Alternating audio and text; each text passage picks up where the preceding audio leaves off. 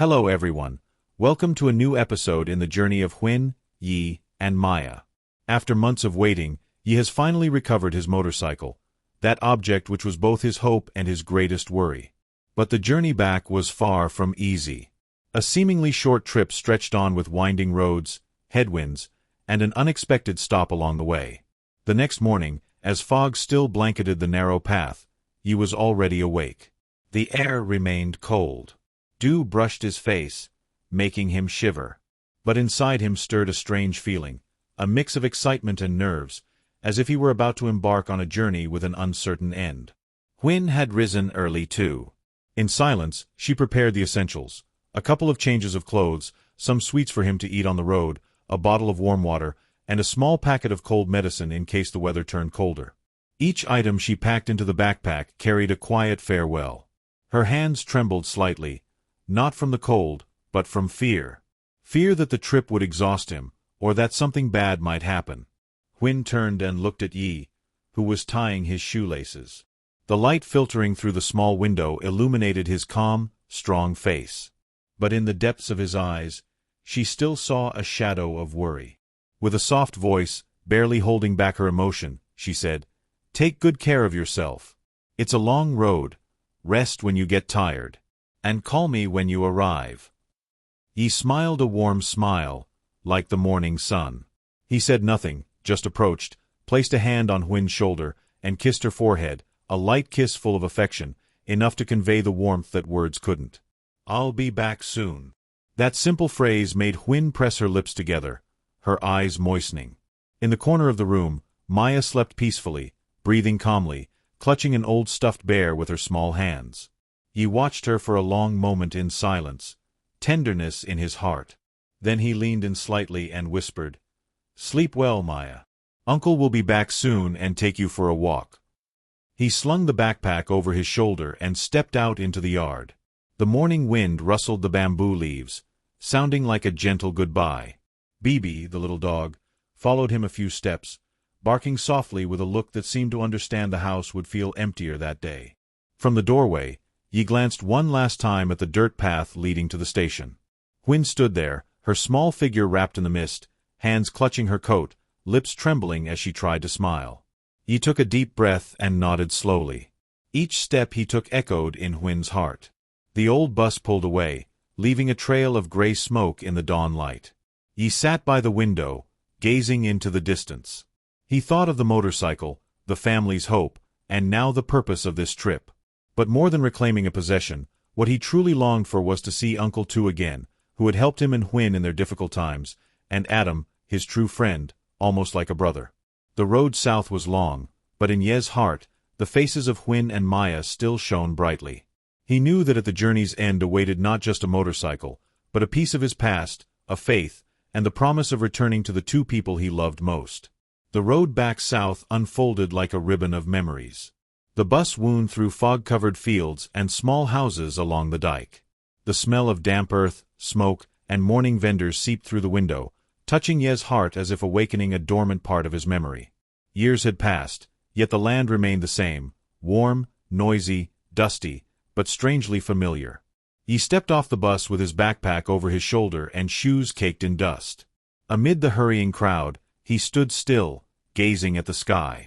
The yellowish sunlight fell diagonally on his tanned face, accentuating the marks of time. He didn't head straight to the police station. His steps, guided by an invisible thread, led him to the old alley. There, Uncle Tu's humble house still stood among tall coconut trees, walls stained, tin roof weathered, and the same bamboo chair on the porch. In the distance, a rooster crowed, mingled with the sound of water dripping into a jar. Ye's heart tightened. The door creaked open slowly, and an elderly figure appeared. The eyes were the same as always, deep and warm, like afternoons of old. No words were needed. A glance and a slight nod sufficed to understand they had truly reunited. Yi bowed his head in greeting, and Uncle Tu placed his trembling hand on his shoulder. In that moment, all distance vanished. Only the wind rustling through the coconut trees remained, carrying the scent of damp earth and faint wood smoke. The afternoon faded slowly. He sat among the coconut trees, watching the last rays of sun glint off the leaves.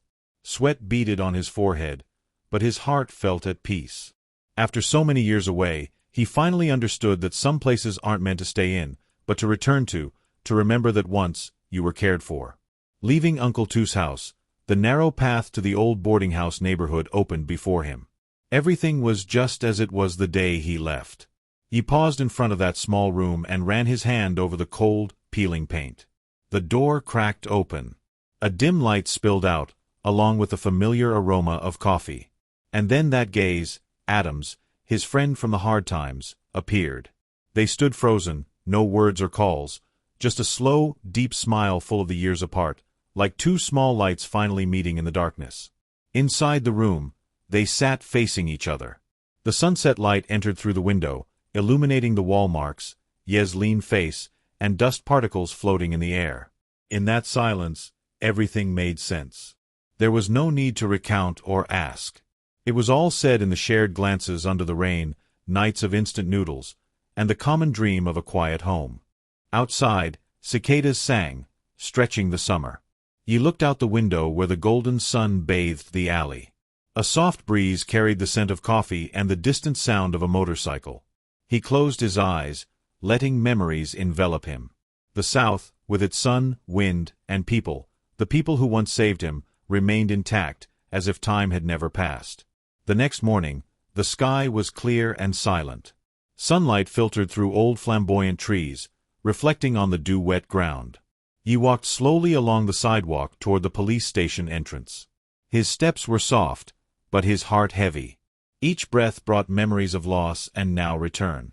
At the door, the weathered iron sign read, Vinch Police Station, with peeling letters. The noise of cars, sirens, and voices felt both familiar and distant. He handed over the documents and signed in silence. A young officer led him down the hallway, where sunlight slipped through window bars, casting bright patches on the gray, cold floor.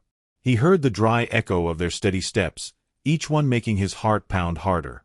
When the recovered items warehouse door opened, a cloud of dust rose.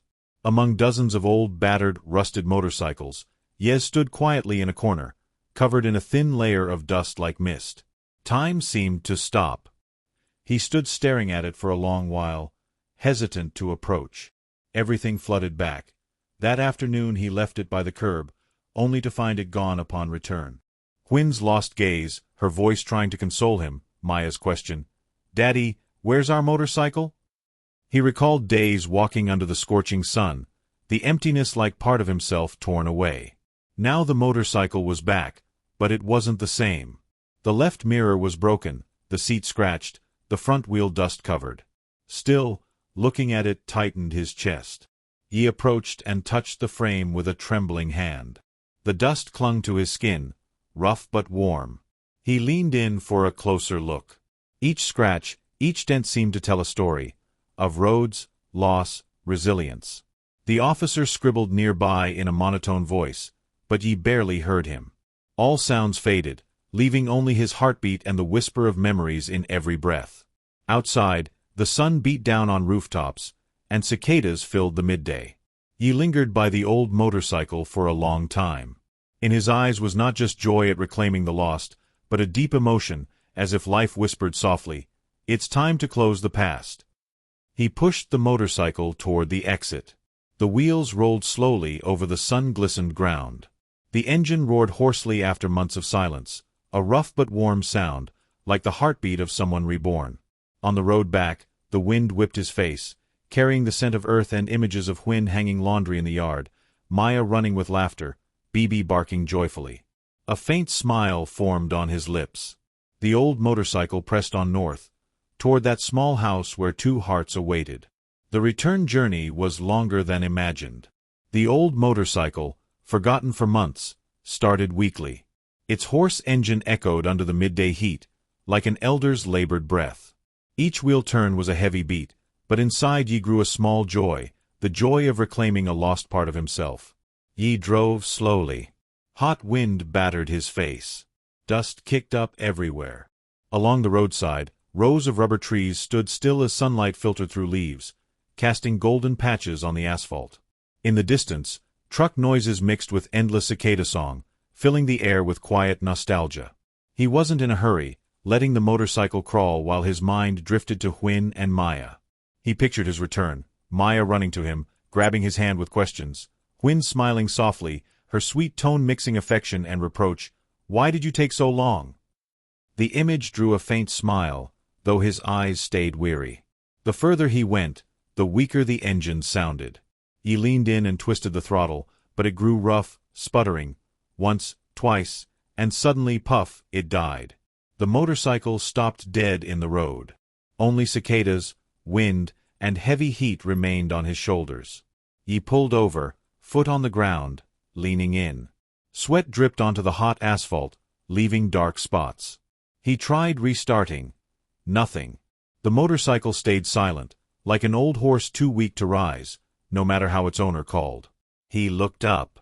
Endless fields stretched on both sides, no human shadow. The sun was so intense the horizon blurred sky and earth. The road ahead seemed endless. He shrugged off his backpack, wiped sweat, and gripped the handlebars. No choice. He began pushing. The wheels screeched heavily on the asphalt. Each step was effort, shoulders tense, back soaked. His shirt clung to his body. Salty sweat reached his lips. But he walked on, slow and steady, step by step. Occasionally, a truck passed, raising dust clouds that made him stagger, but he bowed his head, gripped tighter, and continued. No one stopped. No one knew him. But for Yi, each step wasn't just to bring the motorcycle home, it was to keep a promise to Huynh and Maya. The sun began to set. After nearly an hour, Yi spotted a small roadside workshop ahead. An old sign, bikes parked outside. Hammer sounds mixed with oil scent. He pushed the motorcycle there, panting, sweat-drenched. The mechanic, an older man, looked up, at Yi, then the bike. No questions, just a nod. Leave it here. Yi sat on the step, back against the wall, staring at the horizon. Sunset gilded the road. Tool and metal clangs filled the air, but inside him, calm prevailed. He looked at his rough, grease-stained hands, trembling from fatigue. A faint smile appeared. It was the weariness of one who had fought but stood firm, a smile of life, of someone knowing they still had strength to go on.